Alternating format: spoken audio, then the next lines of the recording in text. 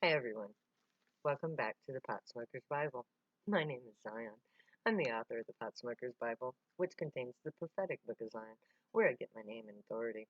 It comes from the Ketuvim, or Old Testament of the Christian Bible.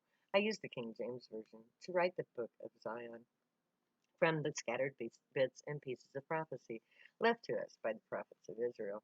It became what I call, the Book of Zion, a self-fulfilling prophecy. I wrote a book about a prophecy, about a book that I wrote. And then, just for good measure, I did everything in the prophecy to fulfill it, up to and including right here, telling you all about the Book of Zion. Now, today, I'm um, actually doing the reading from the 18th chapter of the Potsmoker's Bible, which is the commentary to the Book of Zion. I had to write it in order to publish the Book of Zion. And it contains the 15th chapter of the Book of Zion. It's called "And the Songs of the Temple." I'm in the middle of the dissertation right now. On my last episode, I was telling you about the manifold evils of Donald J. Trump, the basis of man. And actually, I only got to the 17th point of my dissertation. So, for the 17th reason that Trump is the basis of men, he is cruel. Now, I, as a Zionite, cuss, but he is cruel in his use of my language. Um, he treats everyone around him like shit. Excuse the language, please. He browbeats his underlings. He abuses and all of it is on record.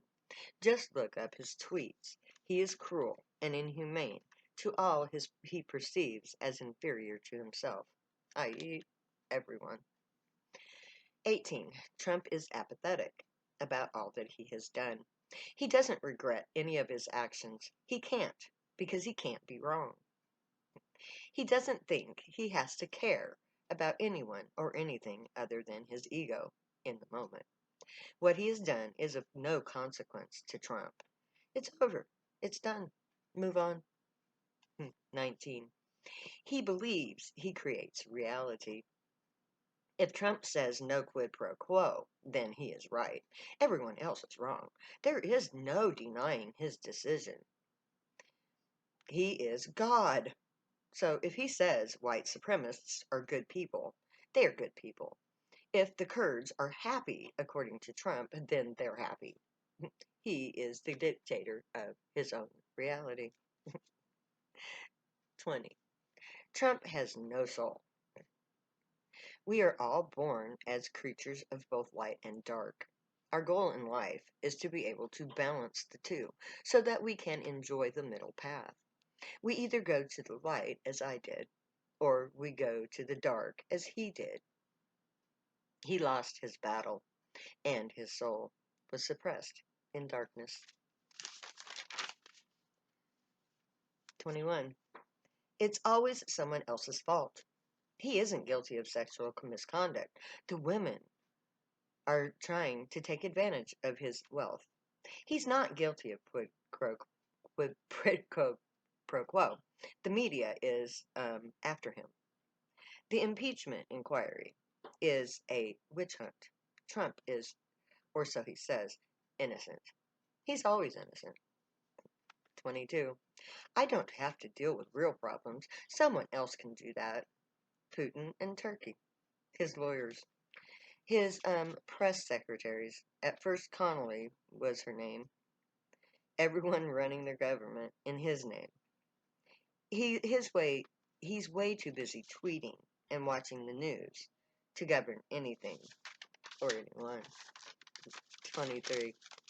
He is a puppet president running a Russian government under the dictation of Putin and the puppet White House for the Senate, who is quietly doing their own thing while Trump is distracted. They nominated him because they thought they could control him, not knowing that he was already a Putin puppet. 24. Trump believes that he can go on doing whatever he wants forever.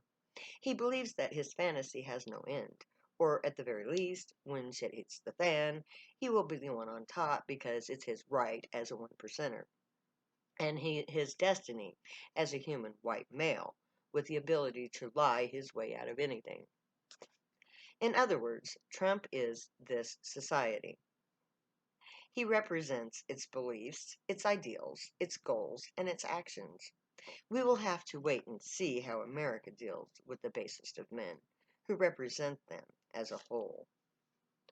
One day, society will be allowed to compare my conduct in life as a poor, white, trash, lowly female to Trump. Then everyone will know just how guilty me and my people really aren't. Obadiah 1:15 becomes Zion 15:17. For the day of the Lord is near upon all the heathen. As thou hast done, it shall be done unto thee. Thy reward shall be returned unto their own head. Obadiah tells us that the heathens, those who reject God as gray, are going to get as good as they give. They will be subjected to the judgment they choose. In regards to my people, our enemies will be judged according to how they have already judged us, and they will regret their treatment of us in the long run.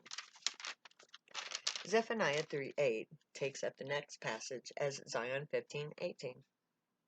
Therefore wait ye upon me, saith the Lord, until the day that I rise up to the prey, to my determination, for my determination is to gather the nations, that I may assemble the kingdoms, to pour upon them my indignation, even all my fierce anger. For all the earth shall be devoured in the fire of my jealousy. Zephaniah 3:8 tells us to wait until this day, when he will return to earth and judge the people. He will gather the nations and let the whole world know just how angry the galaxy, inner galaxy, is about how we have destroyed ourselves yet again. The Grey are not very happy with humanity. It will be a rude awakening when the Grey speak. Isaiah 47:6 is Zion 15:19. I was wroth with my people. I have polluted my inheritance, and given them into thine hand. Thou didst show them no mercy. Upon the ancients thou hast verily heavily laid thy yoke. Isaiah tells us that the anger of God is transferred from their people who rejected the Torah to those who have turned the prohibition of marijuana into the war on drugs. The Grey were angry at my people for our ignorance, but oh my God, they are pissed at America and all who wage the war on drugs. The Grey find our society as a whole to be without mercy. Humanity is a cruel, inhumane species who treat those who are different as outcasts, a society that treats the poor and the elderly with disdain. This society does nothing to give aid to those who suffer at their hands. The evidence of this is all around us. The drug users are given no mercy. The poor and the elderly must choose between food and shelter and medicines that will kill them in the end. The homeless are proof enough that society has no heart. I call myself Grey because I am ashamed to call myself human. Humans have no mercy. Psalms 20 Psalms 12:2 and 3 becomes Zion 15:20 and 21. They seek vanity, everyone, with his neighbor. With flattering lips and with a double heart do they speak. The Lord shall cut off all flattering lips, and the tongue that speaketh proud things. Psalms 12:2 and 3. The human race has chosen to become so wrapped up in mindless drama and falsehoods that we can't tell the truth from the lie. We flatter each other in public, but in private we judge and scheme as to best each other at every turn. We speak vanity, and we speak from a false sense of pride. We compete with each other, and we use speech as a weapon in an endless game of double-handed dealings. The society is based on a false public facade that says what everyone thinks we want to hear, but it's pure vanity. This social order will be unable to continue when the events their actions have set in motion begin to manifest into reality. Lies only hold up as long as no one tests the reality of it. Society's habit of lying to itself will undermine survival. The return of the gray will put an end to the lies that society tells. The truth of Zion will end the war on drugs. The society that created it will find their pride and flatteries have been their undoing, as the gray reveal the truth of human history, which will refute the lies and flatteries of society. Psalms 109, 1 to 3 becomes Zion 15, 22 to 24. Hold not thy peace, O God, my praise. For the mouth of the wicked and the mouth of the deceitful are open against me with a lying tongue. They compassed me about, also with words of hatred, and fought against me without a cause. This passage brings us full circle. The lies and the innuendos of society in regards to my people have been seen in its true light. Those who are wicked, those in power, lie about my people, without any proof of their claims to blame the people of Zion. They blame us for society's problems.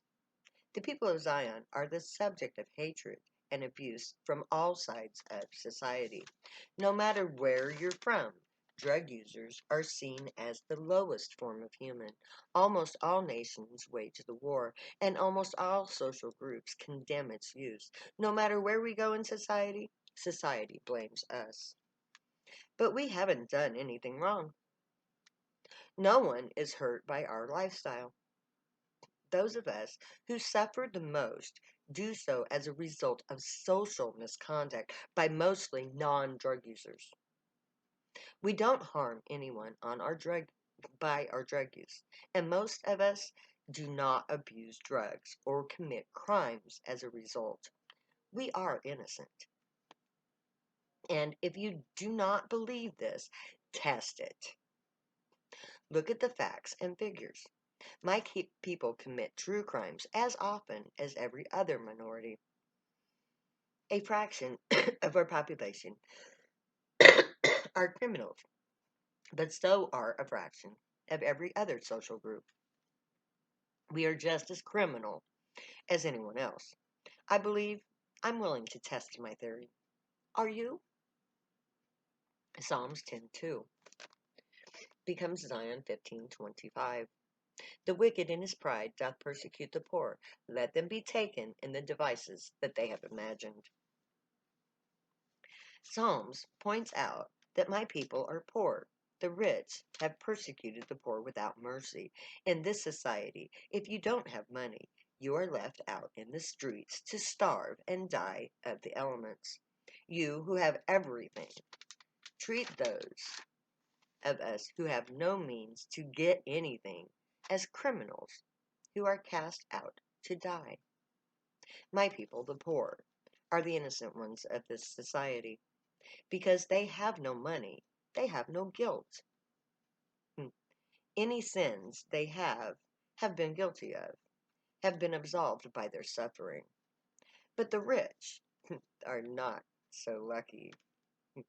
If you live a life of ease, if you spend money without thought on products that you don't need, if you don't help those in need that are in front of you daily, you are wicked. You are rich, and you will be punished for your wasteful and selfish ways. All the things you have created without the thought of its effects on our world have already set in motion your destruction. The gray will reduce your ability to further harm our atmosphere, but they will not help you survive your own chosen fate. You who refuse to repent will be destroyed by the very thing you created, climate change. So may the gray watch over you, guide you, protect you, and keep you from all harm. And may they teach you right from wrong. May you be worthy of them. May your thoughts, words, and deeds be reflect truth, light, and good. The unicorn way. Find your joy and pursue it. Make that your guilt. It'll make you happy. If you use drugs, stay happy and high. You have every right and reason to. Believe me, I know. I wrote the book. So I'm going to say later now. I love you too much to say goodbye.